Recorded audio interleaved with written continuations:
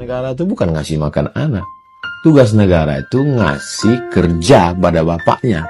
Anaknya ya diurus bapaknya. Apa negara ngurus? Negara itu menyediakan lapangan kerja. Bapaknya punya gaji, ngasih makan anaknya bergizi. Begitu konsepnya. Bagaimana? Ustadz Abdul Somad bilang, tugas negara bukan kasih makan anak-anak, tetapi kasih kerja buat bapaknya.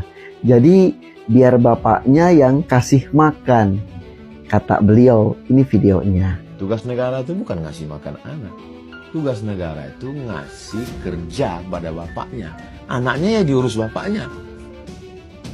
Nah, tapi di sisi lain, banyak yang bilang makan gratis itu penting buat cegah stunting dan bantu anak-anak lebih sehat. Jadi, mana sih yang lebih baik? Kasih makan gratis untuk anak-anak atau kasih pekerjaan buat bapaknya? Inilah dua perspektif paradigma berpikir yang besar. Yang pertama terkait kemandirian ekonomi. Jika bapak punya pekerjaan layak, dia bisa nafkahi keluarganya sendiri tanpa bergantung pada bantuan negara. Tentu solusi jangka panjang inilah cara pandang beliau yang tentunya harus diapresiasi juga karena bagian daripada pendapat beliau yang luar biasa. Nah, yang kedua terkait dengan peran negara dalam kesejahteraan. Program makan gratis bisa langsung bantu anak-anak yang butuh gizi.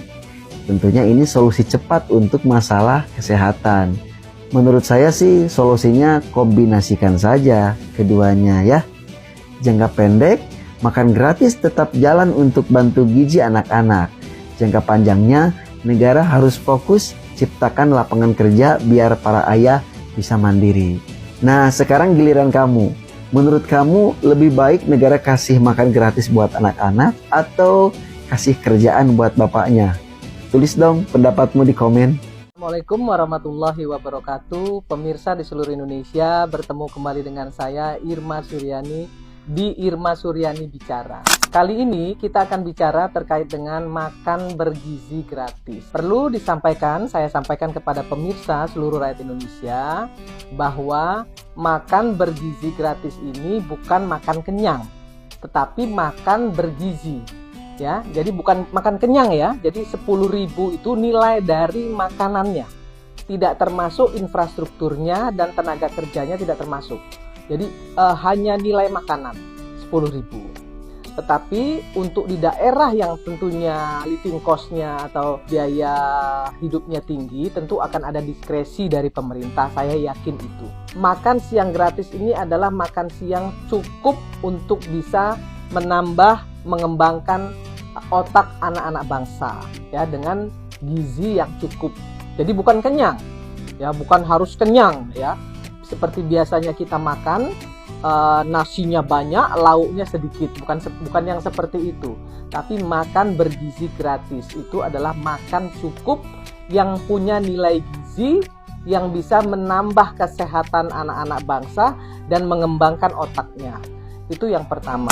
Dan yang kedua, tentunya program ini tidak sebagaimana yang dipikirkan oleh banyak oknum-oknum bahwa akan ya booming sebentar kemudian hilang. Insya Allah program ini menjadi program Pak Prabowo, presiden kita 5 tahun ke depan. Untuk itu memang supportingnya harus ya betul-betul dijalankan sebagaimana perintah undang-undangnya, perintah regulasinya. Kami dari Komisi 9 tentu harus ya bertanggung jawab terhadap anggaran biayanya. Kemudian bagaimana regulasinya. Kemudian yang terakhir, bagaimana kontrolnya? Nah, di kontrol inilah yang memang menjadi sensitif.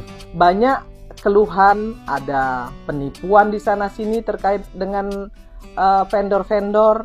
Ada juga yang katanya makanannya tidak bervariasi, rasanya kurang enak. Nah, saya sampaikan kepada BGN, Badan Gizi Nasional, bahwa makan sehat itu tidak harus seperti makanan rumah sakit yang tidak ada rasa. Harus tetap ada rasa. Kenapa? Karena ini dimakan oleh anak-anak bangsa. Anak-anak biasanya tertarik dengan makanan yang enak, yang ada rasa. Jadi sekali lagi saya ingin sampaikan kepada Badan Gizi Nasional, terkait dengan kualitas makanan betul-betul harus dijaga.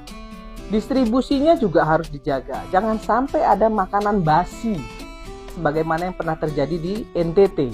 Nah, itu harus menjadi evaluasi bagi Badan Gizi Nasional. Untuk itu, makanya kita semua harus support. Kenapa? Karena dalam program ini ada 2 efek besar. Yang pertama adalah ketersediaan lapangan pekerjaan yang cukup bagi anak-anak bangsa yang akan bisa bekerja di program ini, di dapur umumnya.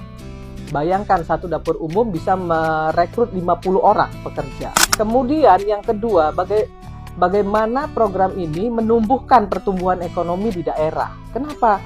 Karena semua bahan-bahan makanannya diambil dari semua pedagang-pedagang di daerah. Dan di situ ekonomi kita pasti akan tumbuh. Tetapi memang perlu juga harus dijaga bagaimana clearness-nya, bagaimana good governance-nya. Jangan sampai kemudian terjadi korupsi berjemaah lagi di program ini. Ingat, ini adalah program unggulan bagi anak bangsa, bagi masyarakat untuk bisa menikmati makanan gratis yang bergizi, yang bernilai gizi baik untuk bisa menumbuhkan perkembangan otak anak bangsa kita. Untuk itu perlu ada banyak pihak yang harus sama-sama ikut mendukung program ini. Tidak hanya dengan melakukan supporting, tetapi juga melakukan pengawasan. Itu yang harus dilakukan agar program ini dapat berjalan dan dinikmati masyarakat, tidak menjadi mubazir, menjadi maslahat, dan bisa membangun pertumbuhan ekonomi kita menjadi ke depan menjadi lebih baik lagi. Sekali lagi saya ingin sampaikan kepada masyarakat, jika ada penipuan-penipuan yang dilakukan terkait dengan program ini, silahkan laporkan kepada saya, kepada kami di Komisi 9 agar kami bisa menyampaikan ini kepada pemerintah melalui Badan Gizi Nasional.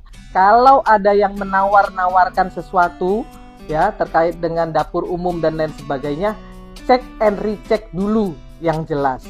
Ya, jangan tertipu oleh oknum-oknum yang ingin merusak program ini. Untuk itu kepada kita semua, yuk sama-sama kita dukung program ini, awasi pelaksanaannya. Jangan takut untuk melapor agar program ini menjadi bermaslahat bagi seluruh anak-anak bangsa. Salam keindonesiaan untuk kita semua.